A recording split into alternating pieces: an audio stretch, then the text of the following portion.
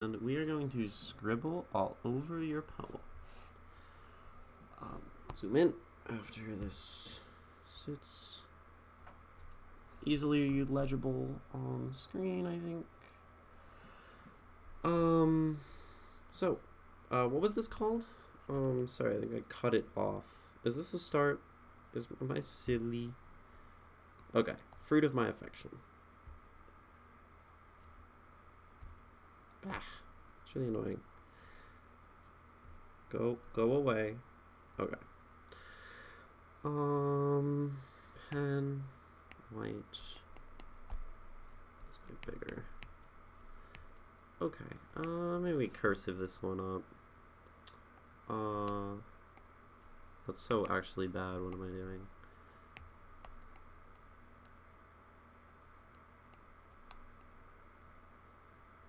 I'm not doing cursive. I cannot do cursive on the iPad.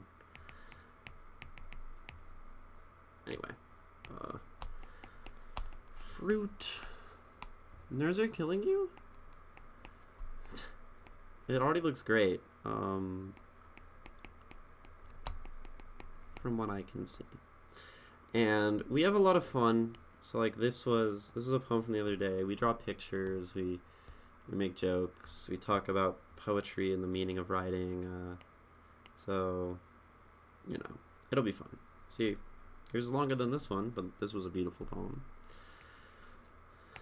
So what is this called? Fruit. Dude. Fruit of affection? Affection? Yeah, I don't need to spell. Okay. So, y'all are new to my stream. So we have a little bit of a process. And it usually starts with 2 to 4 reads. I just put the pen down. And I'm going to read your poem. And I'm going to enjoy it. And I know that because like, it looks good. And it's a poem. And it's from someone who's nervously excited about sharing. It's always the best. So, I seek refuge in your shade. The skies provided me no wisps or umbrellas. There is no wise like you. No, is that supposed to be no wise? I'm assuming it's intentional. There is no wise like you under the canopy of varied greens. The light gleams off your skin. I seethe in jealousy. My glare is bottomless. I hold my grunt. I am dared not to speak, for my words wouldn't reach you. Simple desires, born of spite and passion unfulfilled. I am my own undoing. That's why we read it multiple times. Desperation carries my arms outstretched. Wishful thoughts lifts my chin. My eyes crawl upwards. The wind smudges the sunlight across my face. Failure mirrors bright red on my pupils. I steal for myself a bit of peace. The days are multiple. Today is one. Okay. This is good. This is sick. A lot here. And, right? 2 to 4 times. I just keep reading it. Because, again, some of the words threw me off, all that. And don't explain anything of your poem to me yet. But that's why we reread. It's very interesting. And something that's very important is assuming intentionality. So, I was like, whoa, it's like an interesting word for that spot. Like, is it supposed to be something different? But no, I'm just going to assume that is correct. Right? So, fruit of my affection. I seek refuge in your shade. The skies provided me no wisps or umbrellas. There is no wise like you. Under the canopy of varied greens, the light gleams off your skin. I seethe in jealousy. My glare is bottomless. I hold my grunt. I am dared not to speak, for my words wouldn't reach you. Simple desires, born of spite and passion, unfulfilled, I am my own doing, my own undoing. I am my own undoing. Desperation carries my arms outstretched. Wishful thoughts lifts my chin. My eyes crawl upwards. The wind smudges the sunlight across my face. Failure mirrors bright red on my pupils. I steal for myself a bit of peace. The days are multiple. Today is one.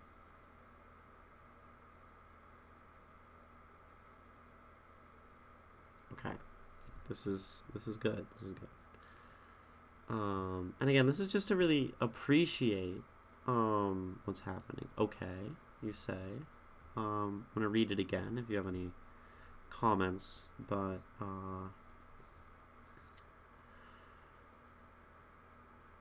third read, just for appreciation, so I don't mess up undoing. Gotta get it right. Fruit of my affection, I seek refuge in your shade. The skies provided me no wisps or umbrellas. There is no wise like you. Under the canopy of varied greens, the light gleams off your skin. I seethe in jealousy. My glare is bottomless. I hold my grunt. I am dared not to speak, for my words wouldn't reach you. Simple desires born of spite and passion unfulfilled. I am my own undoing. Desperation carries my arms outstretched. Wishful thoughts lifts my chin. My eyes crawl upwards. The wind smudges the sunlight across my face. Failure mirrors bright red on my pupils. I steal for myself a bit of peace. The days are multiple. Today is one. Also gives you an opportunity to read it a little differently. I made that one a little more low-key, but like seething, passionate, right? You just keep saying okay, like it scares me.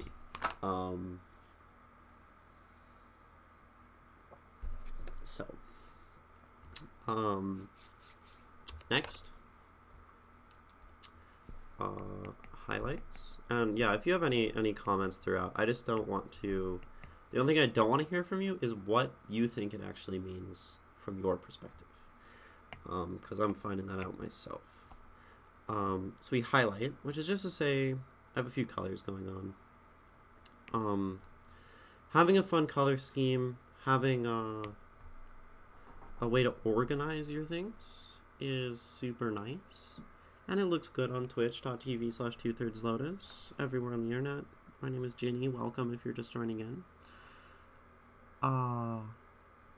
Yeah, when I read like I'm talking to someone next to me. I'm trying to speak lovely, to enjoy the different sound from how I read. Yeah, you enjoy the different sound from how you read it, right? Because I see it as very, like, personally, like, angsty. And that's why you share poems, right? There is no valid or invalid interpretation of a work. There is only yours and others and all of them, right? I share people in my work, and they're like, what does this mean? I'm like, what does it mean? I'm like, no, I don't know. I'm trying to figure it out. I'm like, okay, read it again and tell me a part you like. And then they tell me, and I'm like, why do you like it? And then they start talking, and they say, oh, well, I like this about it. And like, they're like, is that right? I'm like, it's yours. That's all I can say, right? I do purple for like standout things. Blue is like questions. Green is like. Red is like sort of critique, which this is one is important. You should be trying to critique everything you read. Even if I'm reading Pablo Neruda, who is absolutely amazing, right? If I'm reading Bukowski, who I gush over when I read. If I'm reading Maurice Crane, some dead guy who I'm like scribbling in his book with some note for someone else, I'm critiquing. Of course, I'm appreciating probably a lot more. But there's always things to improve. And looking at the people who you think are sort of great and maybe like immutable in their poetry, those are the people you should be critiquing. Because that is how you realize like what you like in a poem and what makes a poem like click for you, and realize then at that point that you're just like they are. You're a poet, right? So first thing that stuck out to me in your shade, and I just go through this quickly. The sky has provided me no wisps. The canopy of varied greens. I mean, I questioned that initially, and I love that. I can see if I might have changed, but still, let's see. Yeah. The light gleams off your skin. I seethe in jealousy. I hold my ground. I really love you using that. It's a very like visceral word that's oftentimes seen as like comedic, and love that there. I am dared not to speak, for my words wouldn't reach you. Simple desires must match, unfulfilled. I like the emphasis here, I think. It stuck out. I am my own undoing. Cool line, desperation, out thoughts. Yeah. That stuck out to me. Thought that was a really cool thing. I'm just going through, kind of talking to myself, you know. Sure, this is interesting. I like the ending. It just like surprised me. And that's not in a bad way. Let's say. So it's funny. I've written almost the exact same line in one of my poems. Let me see if I can find it. Not to make this about me, but if you, to any degree, think that I'm a good poet, well, like, if you look, you wrote like a very similar thing to me. So it's like, well, then maybe you're a really good poet too. Where is it? It's called When We Gather. It might be okay because I can rest in our shade, right? I seek refuge in your shade. Mine was a little more like communal, but literally I was like, that's like mine. And it's fun to connect other people's work to yours. And I was like, okay. So it immediately like hooked me, right? And so let's go through it. This is where we maybe start to just look at like what we think things mean. But what the poem means is really the best. Okay. Like across 2 days. Excellent. Perhaps I'll find that, perhaps I won't, right? So, I love having these candles. So, where do I want to start?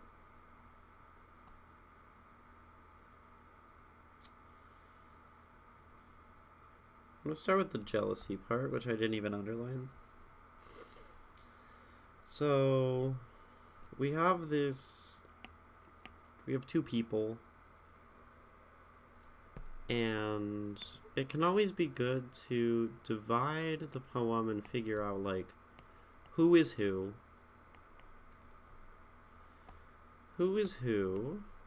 and when is when. By that I mean perspective and tense.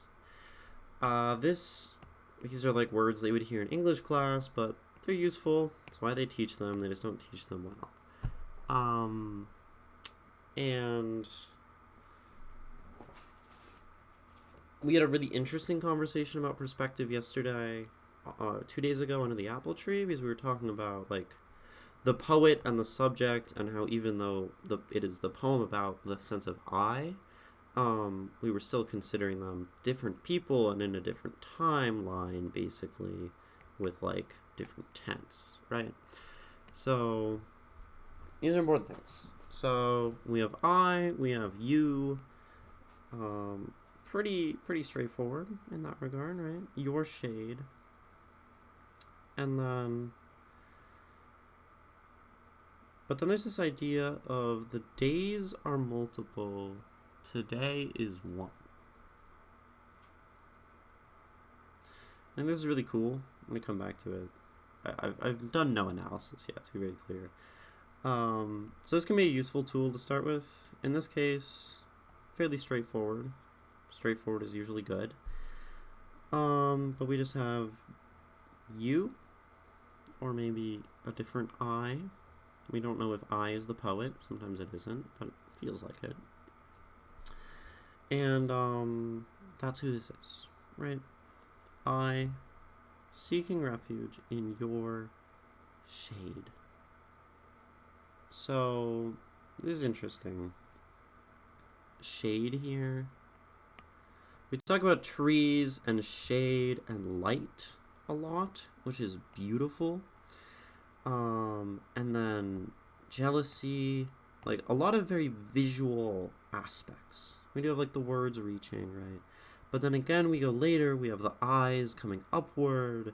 We have the red on the pupils. So this poem immediately strikes me as just this extremely like visual thing, right? Get our eye, and then can even get a little red highlight on the pupil, right? We have this very visual poem, right? Which is cool. I'm not always the best at writing like this, and so that's good, right? Now paint a picture with words, and I think you did so excellently. And it's a very, very interesting picture to me, because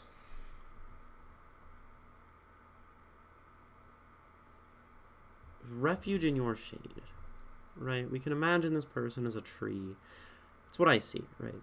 Shade, for some reason, shade, I think of laying under a tree almost immediately. And then you do talk about a canopy of varied greens. Sounds like a nice, easy connection for me. And maybe it's not, right? But I see almost this person as that. Could just be my inclination toward nature, right? And this is a part where you can start noting meanings of things. Shade is cool and refreshing. Shade is also, colloquially, right? You can throw shade. Shade is dark. Shade can be, concealing. Things can hide in the shade.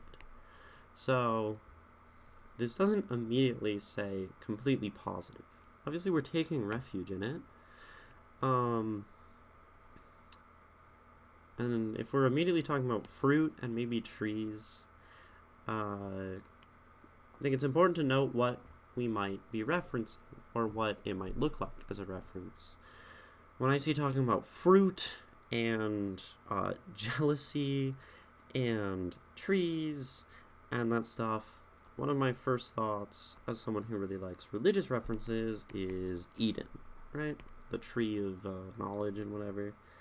I'm not Christian, it just kind of is a very, very, very common literary connection. So maybe the poem has something to do with this. We're just like coming up with ideas and thoughts, and we'll try to mash them together later. It's just my thought process. It works different for everyone, right? We have a process of like doing these things, and then we just kind of have the part in the middle, which is analysis, which is just a question mark, and then we like reread, right? But so interesting ideas for me immediately, interesting imagery with the tree, all of that. Now, so again, light gleams off of your skin.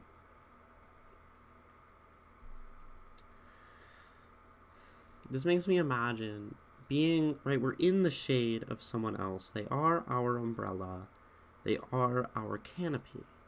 It feels very protective. You know, you can imagine, like, something that comes to mind. I guess this is with, like, one of my first, like, girlfriends.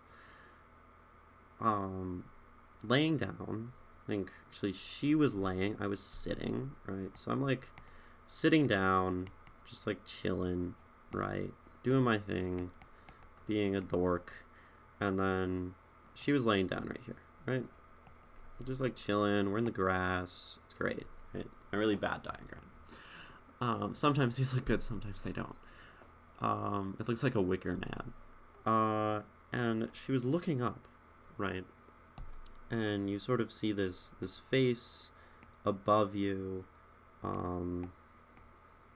sort of, and then maybe the sun was behind, the sun was going down, and sort of you get this highlight over the face, right? That sort of, makes everything glow. And that's almost what I feel out of some of this imagery, is like laying down with this person above you and seeing this almost glow at their skin. That's if we wanted to go like the sort of romantic direction, right? And fruit of my affection. It's one option, right? We're in their shade, we see the glow gleaming off the skin. Seething in jealousy, though, fascinates me. And that's why, as I kept reading, my interpretation got more angsty and less, like, lovey. Because this is all, like, bright green. This is all very, like, positive. This feels like, affection. This feels like even love, maybe. Who knows? The skies, in a sense, the world, the skies are big. Normally, if we're talking about, like, big things, the sky, the earth, that can be also talking about sort of existence outside of me, other people, nothing. The world isn't providing me wisps or umbrellas. No wind to cool down, no umbrellas for shade. Without this shade, the world is this hot, beating down, aggressive place. Maybe.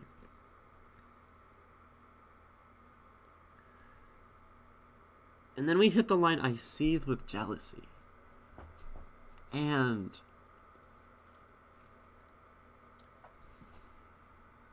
that's interesting, right? Because this feels so glowing in its affection. Let's start with affection, fruit of my affection. My glare is bottomless, right? And so we talk about jealousy and glaring. I mean, here's the thing. Regardless, the idea of the bottomless glare, I think this is awesome. This idea that we keep looking, probably, no matter what, no matter how much their presence fills us with emotion, whether it be jealousy, whether it be the piece of the shade, we keep wanting more. And in a sense, that's there's a connection maybe there with jealousy, right? Wanting that. Desire. Hold my grunt. I hold my grunt. I am dared to not speak.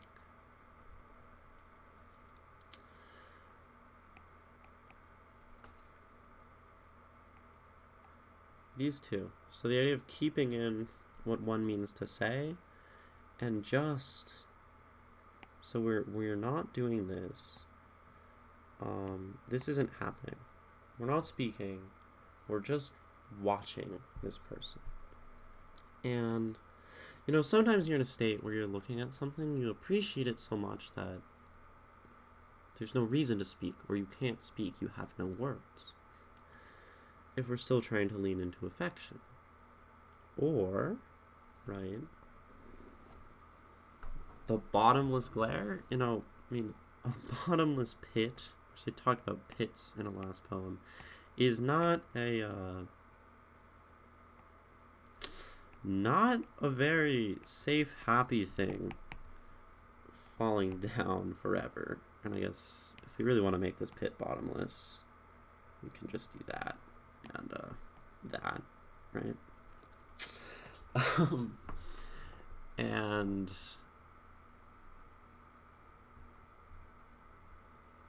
yup, yeah, we got it. So then it's like interesting, because this is very like suffering. Hold seething, glaring, bottomless, daring not to speak. For my words wouldn't reach you. I mean, to me, all of this. The poem is titled The Fruit of My Affection. This doesn't feel so much like affection, more so as desire. And maybe it could be a thing in the past. When the words did reach them, who knows? We're not done with the poem yet. Fruit, right? If we talk about the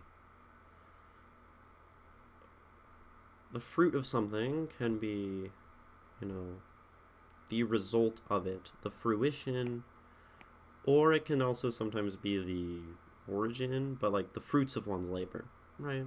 That is a common phrase.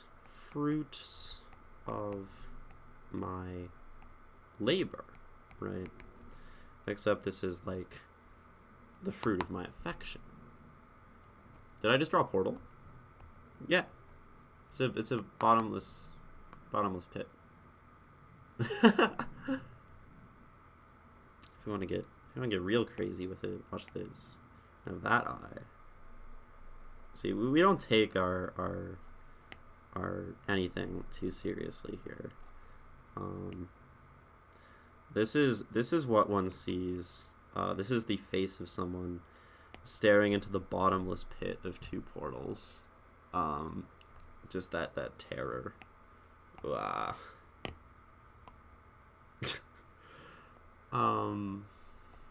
This is how we analyze poetry here. Try to keep it fun.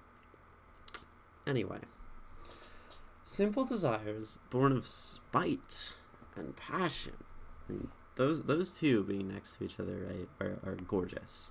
Spite and passion. It feels so self-contradictory. And actually talked about self-contradiction in a poem recently, in Arson Asher's poem. Spite and passion unfulfilled. I am my own undoing. Right? So again, being one's own undoing is a very self-contradict and erased. Is like it's literally a self-contradiction. You are taking yourself, you're contradicting yourself by undoing yourself, right? Self is being, doing. Which maybe feels like the crux of this, right? Affection, fruit. Fruit being, if we want to go back to the metaphor, sin, but also this idea of desire as opposed to affection. Shade, the nice, refreshing elements of shade, and the sort of bottomless, scary parts of shade. Maybe. That's what I'm seeing. Desperation carries my arms outstretched. Really cool line. Really cool line. And sometimes when I have a line that feels like this, like, for a second I'm like, wait, so the desperation is carrying my arms outstretched. Are they carrying my outstretched arms? Are they bringing my arms to an outstretched position? Am I being carried? And then I have my arms outstretched, right? So it's one of those things where sometimes you have a very, like, beautiful line, and it's hard to tell exactly what the person means. And sometimes you want to break it down, right? So, basic question is, like, where I would place a comma. Desperation carries my arms outstretched, referring to outstretched arms being carried by desperation. Or desperation, basically, comma, carries my arms outstretched. Sort of, maybe you just wouldn't place a comma, like a sort of non-punctuated, just essays. At which point it would be the desperation bringing one's arms to an outstretched position, a position of sort of like reaching out to the world, like sort of in pain. This is often like, I'm sort of suffering and crying out. That's a very common like thing for that shape, right? So, given that if I really wanted to clarify that it was carrying my arms and they were already outstretched, I would necessarily probably want to put a comma there for interpretive purposes. Since you left one out, which we assume is intentional, we're going with it's bringing the arms out. And so here's like in the process, so a rule, this is a big rule, which I mentioned briefly earlier, is assume. Talk about this almost every stream. It's really important. Intention, ality, perhaps. But you have to assume that everything on the poem, is done intentionally by the poet. Right? That's my opinion. That's how I read poetry. I assume nothing is a mistake.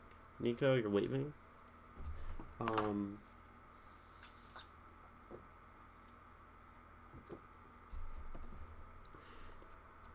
Which in some cases, like with Arson Asher's poem, he did ask that I correct, like, darkness needs to be capitalized here. So yeah, just depends. But we like to turn in final products, and you did say you spent 2 days on this, so I can probably very safely assume the intentionality as well, right?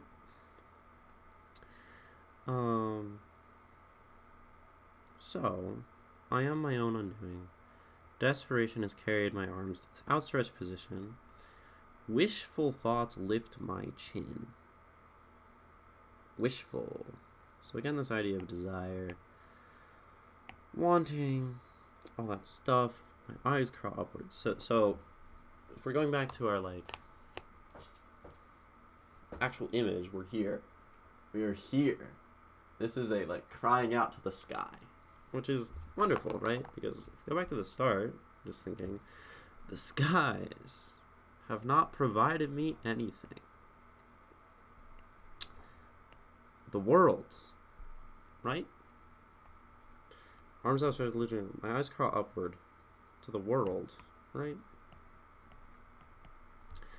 The wind smudges the sunlight across my face. Okay. This line like blew me away, to be quite honest. In like the elegance there. Bringing back the wind from earlier, smudging it across your face. Like, obviously that's not something that happens, except if we're sitting under a tree You can maybe also imagine the branches moving, smudging the light back and forth. But also I like the idea of a strong wind, like taking the light and like pulling it into your face. Either way is super cool. And I just such a pretty line. I was like, wow. Capitalization here is fascinating. Not sure, but I usually look at little details like that later. Otherwise, first letters are capitalized. No other sort of errant capitalization. So it's like, assuming intentionality. Wait, we have a highlighter too. I haven't used this yet. That sticks out to us, right? Oh, we just upgraded the whole analysis. We have the highlighter too. Okay, this is sick. I'm so psyched. Yeah, I'm so stoked for this. Okay. Highlighting. Okay, so way too excited about remembering that the highlighter exists on this application. Just give me a second. I'm so excited. I love my nonsensical analysis notes. The wind smudges the sunlight across my face. Failure mirrors bright red on my pupils. So, that which we are seeing from our pupils, the mirroring of bright red, right?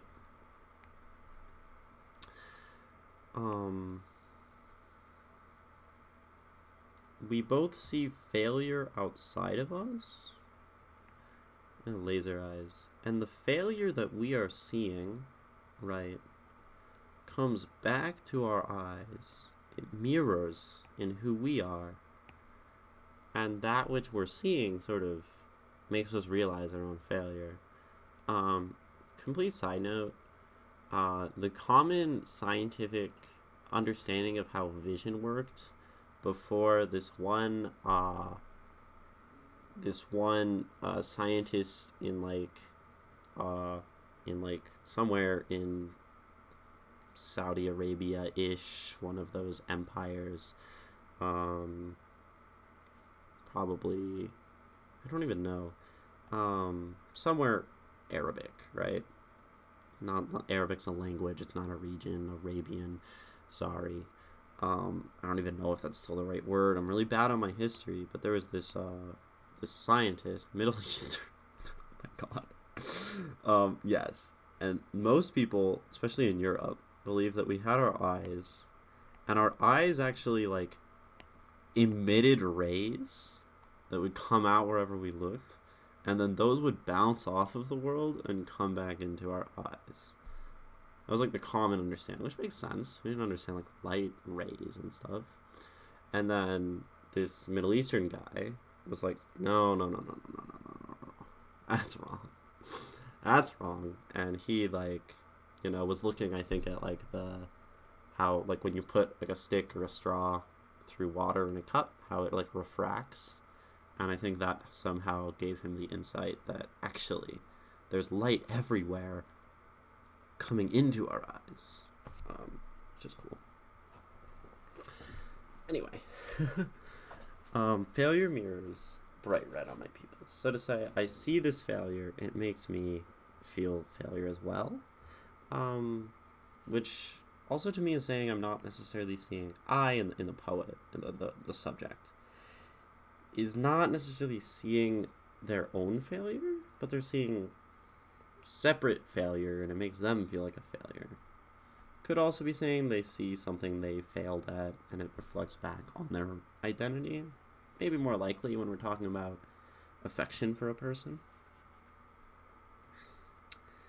I steal for myself a bit of peace. The days are multiple, today is one.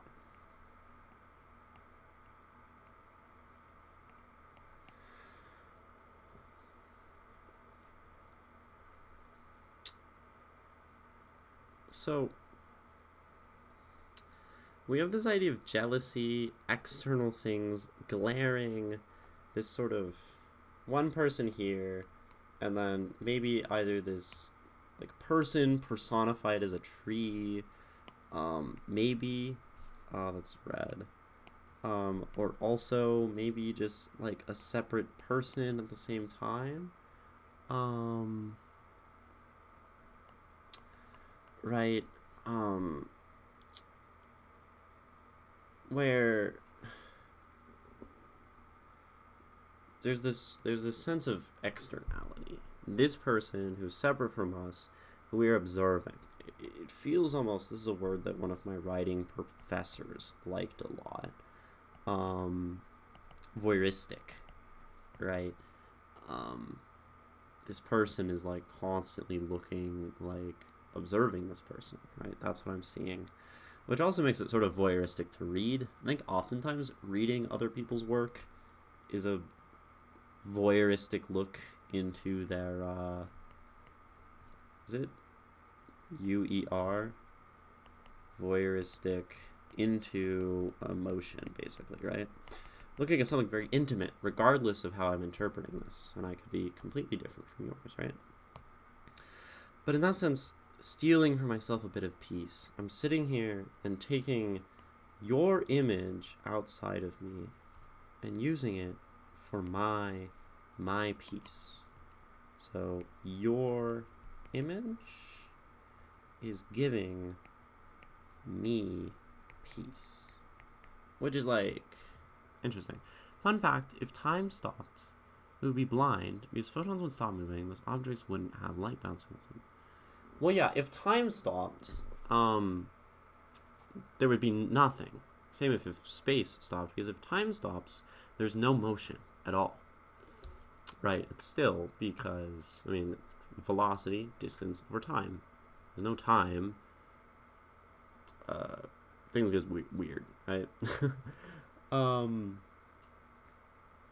And it would just be a still frame, no understanding, no thought. It would just be non-existent, right? So yeah, I mean, I think there are a lot of hypothetical realities of time stopping or hypothetical implications, but it's all basically that nothing would exist.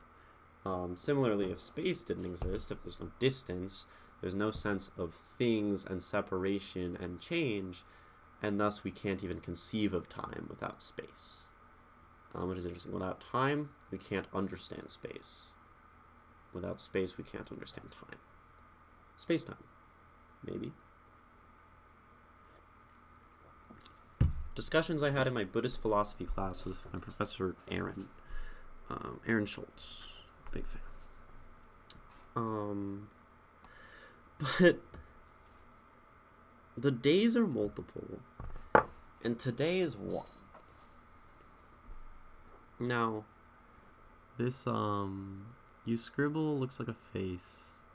Which scribble? There's so many scribbles. This is intended as a face. The eyes and the little mouth. Unless there's another scribble that looks like a face, which is absolutely not surprising. This is intended to be a face. Oh, it is? Okay, yeah. No, it was the horror of falling down an infinite pit, the two portals in the eyes. You know, maybe I actually I'm gonna propose a counter solution to the theory of vision.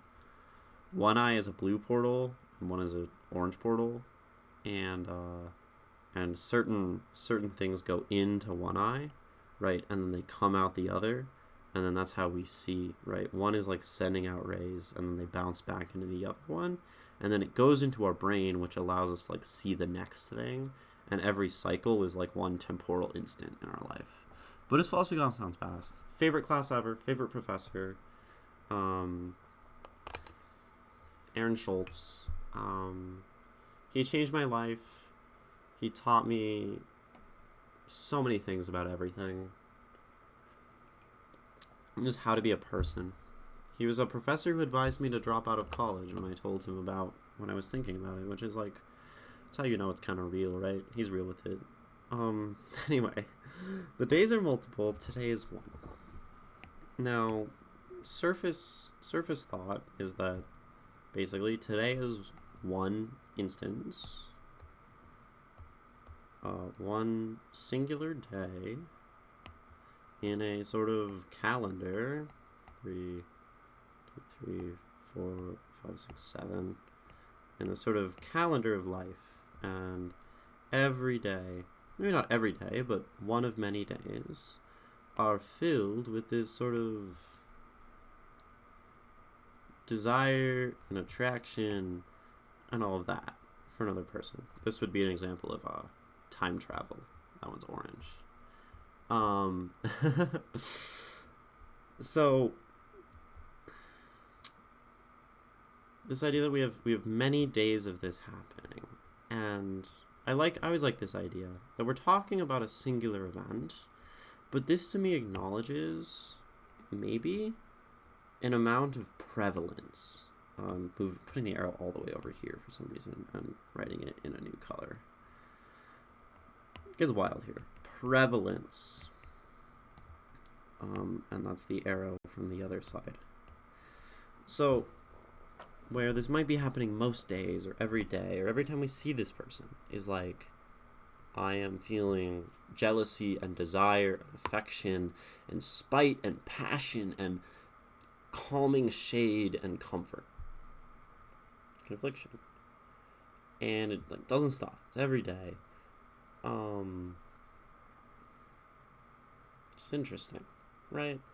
And if we're talking about this person as the bit of peace, then this person is both peace and unfulfilled passion. They're my undoing and my making, right? And that's oftentimes how love is, particularly if it's still sort of not requited, but it sounds like it is, it's at a distance, right? Perhaps. And then it's interesting, the fruit affection, right? So interesting thing is the poem in this case is titled The Fruit of Affection. And to me that says that all of this in this case feels like a description of the fruit, right? The fruit of my affection is poem. Seems like a reasonable assumption, one that I like. And in that case, then your affection for someone, right, at a distance, maybe, has sort of given rise to all of these new emotions, where affection has become the genesis for comfort and shade and beautiful natural smudging sunlight across the face, but also the mirrored failure, the all of that. And then we also have this idea of wishful thoughts and desperation, right? Where I wish for this person. So it just feels and there's also a amount of hopelessness, bottomless. I'm dared to not speak. And this even is this reminds me of almost sort of choking on one's words, where you gotta say something to someone and you're because you just can't, because you're trying to talk, and the context for you behind talking is everything I've written here, right? And that's hard. And this is a daily struggle. This is every time you see the person. That is why that's why it's affection. That's why it is, jealousy and seething and unfulfilled passion. I think without this line, maybe, I was asking about maybe the reason for it before, without this line, we're talking about a moment in time, under a canopy, laying there in all these emotions. Putting those two lines on the end maybe tells me, no, this isn't a moment. This is consuming. Right? In the way that love is so consuming. Love or or affection or lust or desire or adoration. I use love when I'm reading other people's poetry, I kind of talk about love, but I don't use I love you, or I use it very, very sparingly. I use it for my immediate family, my dog, my closest friends, but like not for my girlfriend yet, because love's a very powerful thing, um, and I haven't known her for long enough, and so I mean, saying that love is what your poem is about is maybe a bit too strong of a word, just because I don't like to assume that that is the emotion felt, right? Especially because it's sort of completely external. I would struggle to ever say I love someone who I'm seeing at a distance, right? In a deep and personal sense, right? Which is why we don't say we say all these sort of synonyms of affection and I mean, this is sort of synonymic in its implications, but the passion, the spite and the passion, the unfulfilled, the desire, the whatever, right? The peace.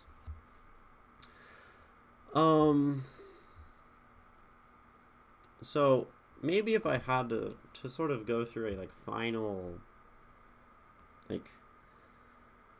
2-word interpretation of this poem, it's unrequited desire, not love, perhaps. Unrequited like. But it's also so much more than that, right? It's not a distillation, because it takes out a lot. It's an oversimplification, because this isn't like a crush. This feels like so much more than a crush, if that's how I'm interpreting it, right? Because it's tormenting this person every day, and so much emotion. This is so emotionally dense. So I really, really like it, right? But yeah, it's what started as affection and interest and grew into this fruit, this sort of monstrous consuming fruit of everything that you describe. And that being said, before you tell me anything about the poem that you might want to see in that, I'm gonna read it again. And this is always really fun, to read it a couple times and see, and it will happen, the ways that my reading changes now based on what I've learned about this poem, or what I've listened to in this poem, in a sense, what it has said to me. It's also very colorful.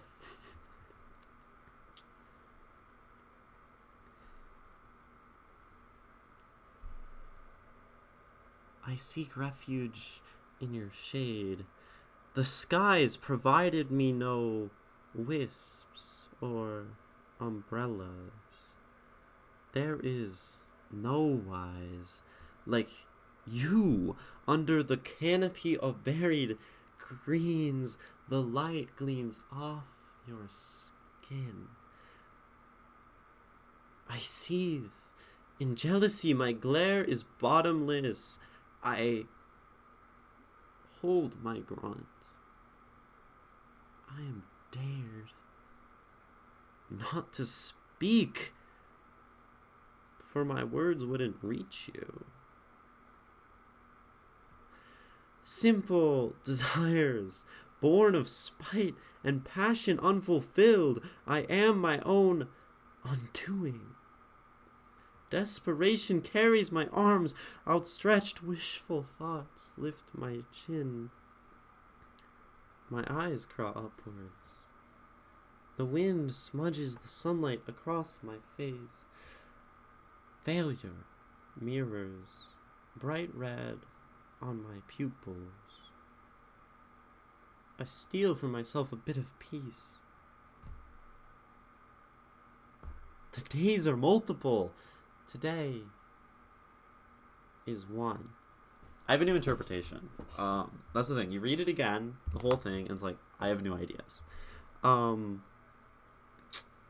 to me, this might not be affection and attraction. This might be something else, which I have another idea. And that is almost sort of rivalry or wanting to be like someone else who is better than you. So, let me explain.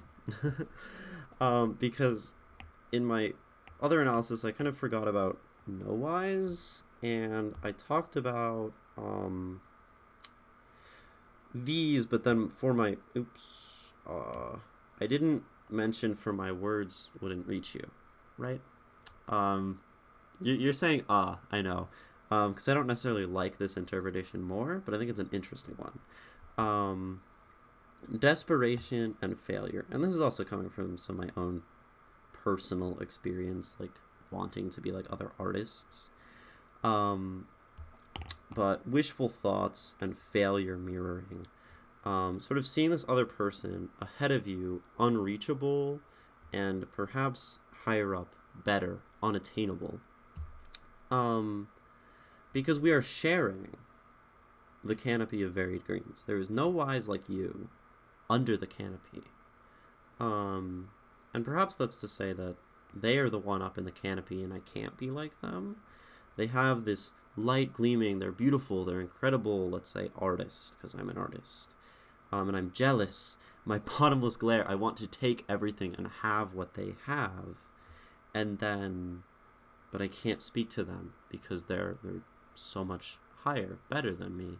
And this could all actually apply to the love thing, and or the like thing, or the affection thing, which is maybe a better way to put it, and tie together these last few pieces. But this idea of them being unattainable and far away, but then seeing the other person, their successes, their failures, their existence, and maybe the way they handle that as reason to consider yourself a failure, right? Because you can also see another person failing and feel like more of a failure because of it. You can see someone, the way they handle failure. You can see the way that they, because this person is sort of angry over their failure. Let's say we see this other person who we idolize fail and play it off and be able to accept their failures. That would just amplify our own even more, day to day. And this maybe offers some hope. The days are multiple, today is one. One, we could also say the first one in this case, where now we have this external person, this sort of up in the trees, and we are chasing them, right? We can just do it like that. And today is this first day of trying to attain what that other person has. However, I prefer to just put that back into the like romantic affection thing and say everyone is below your sort of incredible beauty, whatever, all these things. Still like the idea of failing and not being able to like talk to them. Even if I did talk to you, that's another thing. Like, oh, I'm not going to speak. I'm not going to, let's say, ask them out, ask for the number, because they just won't understand my affection. And they'll say no, you know? So, but I think it can always be fun to take what you read and just slap on another interpretation at the end, right? And say, oh, here's another way we could look at it. Sort of a fun little exercise is to say, oh, I have like solidified myself in my interpretation and justified it, right? And now I'm going to throw that one out the window and try to interpret it completely differently. Because that's more like a sense of rivalry in that, which I feel sometimes with other poets, right? It's unfortunate, against my better judgment, to be jealous, but anyway. So, Saeniri. Say, yeah. Thank you. Thank you. This poem is excellent. This poem was so much fun to read. I got things from this poem. It's, new and different and unique from everything I've read on stream in its beautiful, poetic way. And you have some really incredible imagery and things that you say the wind smudges the sunlight across my face, right? Just a lot of these really powerful lines and powerful ideas, and I think maybe I understand the importance of the ending, at least in my interpretation it's very important, right? And that's how you can go from a first impression of stumbling over a poem. This poem very much confused me at the start, probably because of some of those contradictions. And once you start to dig into them and hash them out, you find like that. No thank you for reading. I feel like I learned just from you going through it. Yeah, that's the best part. We both get to learn from me analyzing your poem. I've learned ideas and ways to use imagery that I couldn't do in the same way, and now I can try to do, right? You learned about how one might see your poem and take meaning from it, and lift meaning and understand your words, right? And probably other things. And you've also probably learned approaches to reading poetry and appreciating poetry, so that now if you continue writing and you go read again to write more, because there's a sort of cycle there, you have maybe a sort of idea of what an approach could look like and what it means to really engage with a poem and pull as much out of it as you can, right? And that's why I didn't want to like stop when I had the idea for another interpretation, because it's like it's more I can pull out. It's just more interpretations, and someone might have come to my second interpretation that I liked less first. And that's perfectly valid, right?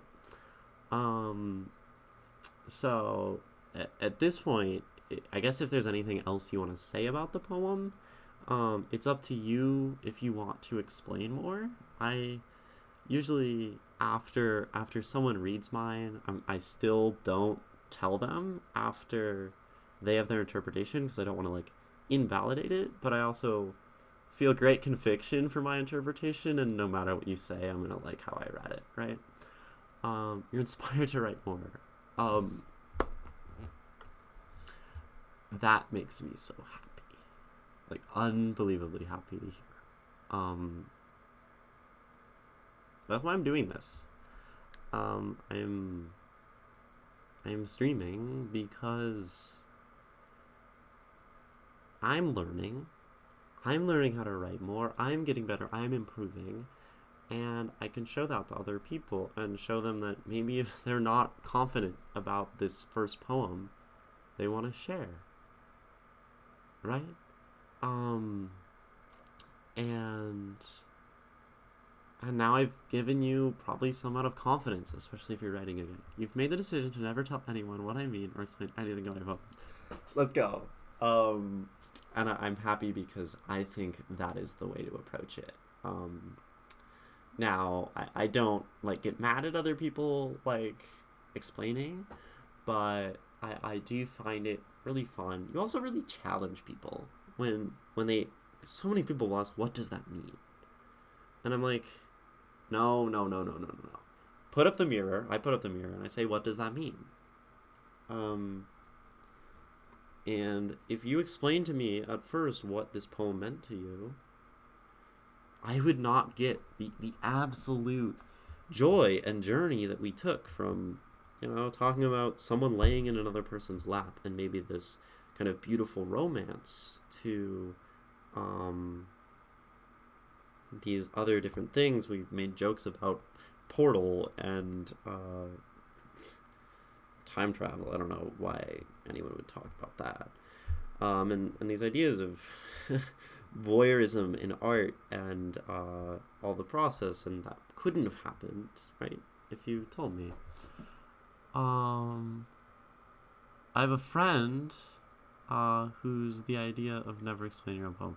Yeah. I don't think it's necessarily an uncommon sentiment, but it's one that I hadn't heard from anyone else when I started poetry, and I came to that, and I'm like, oh, I need to approach my poetry in this way when I share.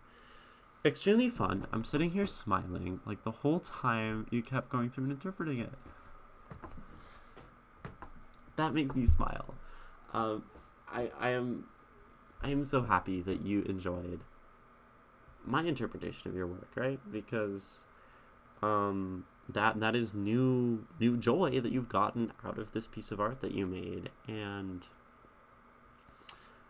I haven't had someone necessarily do this for me. I've tried to challenge people to really sit down and look at my poems, and like a lot of my friends will look at it and they'll go for a little while, and then they'll kind of just like, but I still don't get it, right? And I'm like, no, be confident, you get it, you have an interpretation, tell me, right?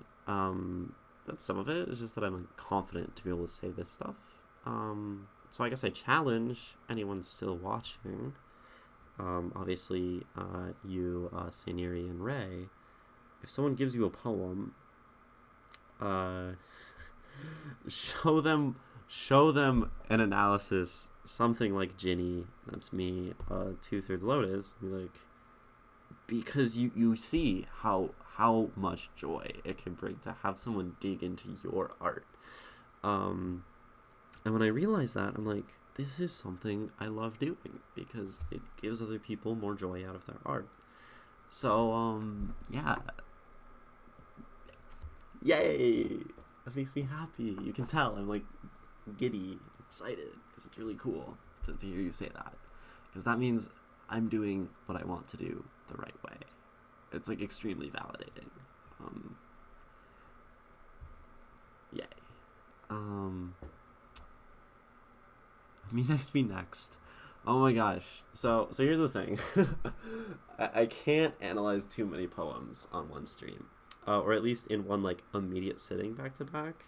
Because right, we talked about a lot of emotion and a lot of ideas. And sometimes I just like to let the poem sit and marinate a little bit in the minds, right? I'm still thinking about it, right? This poem. Which is kind of what the Google form is for, so that it's still in the backlog, right? And I do want to get back to my calligraphy, because like that is my like, it's an art for me that is very much like self-care, and I love doing it. And it's like this collaboration of art and this conversation here is really, it's emotionally invested. It's also vulnerable. If anyone's ever asked you, like, what do you think about my art? It's really easy to say this is really good.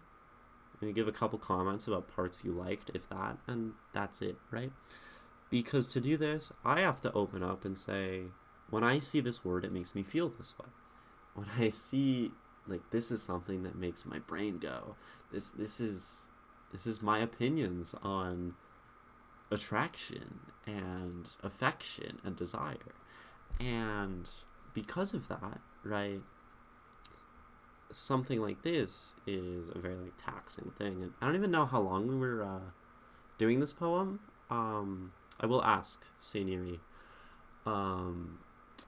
I, for other people, have uploaded the VODs of their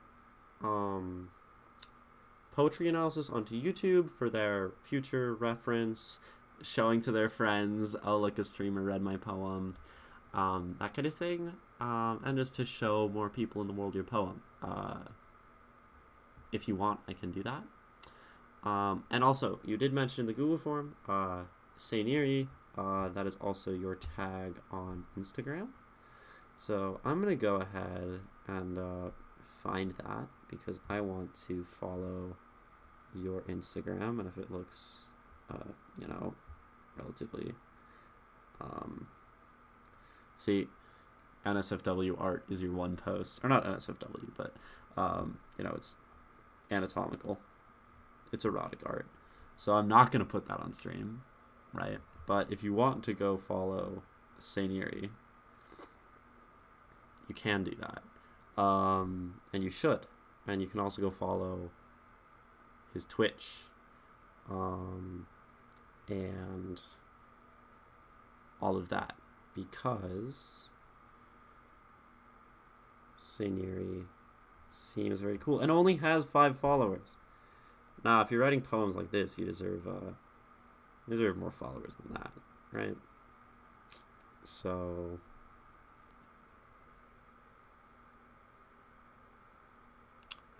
Saeniri is new, so I haven't removed that yet. You want to upload readings of your poems on YouTube? Do it.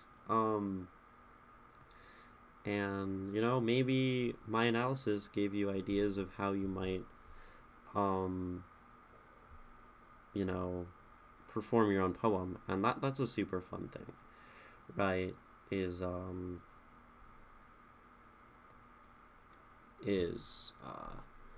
learning how to perform as well. Sometimes I will spend parts of stream for like an hour, like practicing performing one poem. You were around when I read Miserere, right? So much emotion. That didn't come out of nowhere. I practiced different parts, and Nico helped me with that. Nico, in our community, is a great resource for spoken word and how to perform poetry. And if you interrogated them in my Discord, if you want to join, it's in the links. I bet she would love that, right? So that is good. You just needed the kick in the pants to really start doing stuff like that. Yeah. And here's the thing. Sharing your art, it isn't always, but it can so often be so joyful and validating, right? And I think that's something that people need to be taught sometimes, because in school sometimes we share things we're proud of, art, whatever, and then sometimes we get laughed at. And sometimes the world isn't supportive of our art in a very rigid system. And that's why I like Twitch so much as a place to teach, because I can really easily and in a comfortable, hopefully, setting for people show that there's a lot of joy in presenting, sharing your art, right? And that's like super cool. And yeah, but by doing this, I am hopefully providing that space, and you can do that too, right?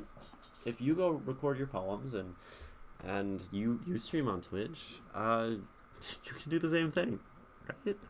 And that's that sort of outward effect that art is about, right? So, oops. So yeah, that's pretty much all of my thoughts on the poem "Fruit of My Affection" by Saeniri, right? That was the title.